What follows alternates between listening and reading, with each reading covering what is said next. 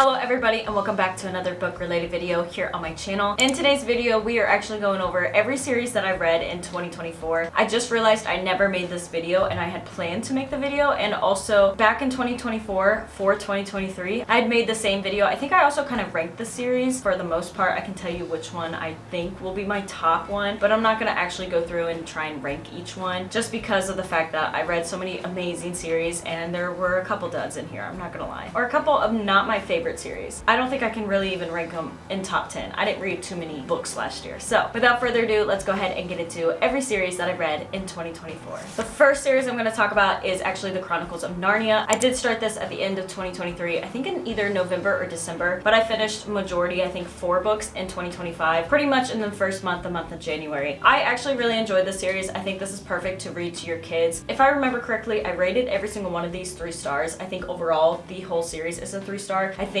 since there are movies, this would be also really good to read the series and then watch the movies, see how close they are to each other if the movies portray the book very well. But I actually really enjoyed this. I love the edition I have, I love the copy, and I just had a fun time with this. I'm not gonna lie, it was a really good story, just definitely not for my age, anywhere higher than a 3-star, I feel like. Then technically this is a part of a series, but I will not be finishing the series. I only read book 1 and I really enjoyed it. I rated The Housemaid 4 stars. It was a good little thriller, and I think for it being a start of a series, or even if this was just a standalone, it would be a really good book. I really enjoyed it, but I don't think it's really worth it to try and tackle the next 2 books in this series. So I'm going to include this, but at the same time it's basically just a standalone, even though it's technically part of a series. Our next series is actually by Colleen Hoover. It's the Maybe Someday series. So Maybe Someday, novella at Maybe Not, and then Maybe Now. I ended up finding this cover while thrifting, and I really loved this cover more than the new ones that they had. So then I sought out the next one. I think I found the novella at the same time, but definitely Maybe Now I had to order and find specifically in this cover. I don't like how they're not the same size. I think overall I had a decent time reading, like fast-paced wise reading the series, more so the first book, but I just didn't care much for 1, how descriptive it was, 2, cheating, and there were some other things about it that I just wasn't a big fan on. Looking at this, I'd say this is like a 3-star, but like a low 3-star series, especially as time has passed. I think I'll eventually get rid of the series. I just want to keep it just because I tried so hard to find this edition and I really like how the covers look. It's just sad that it wasn't as good. Like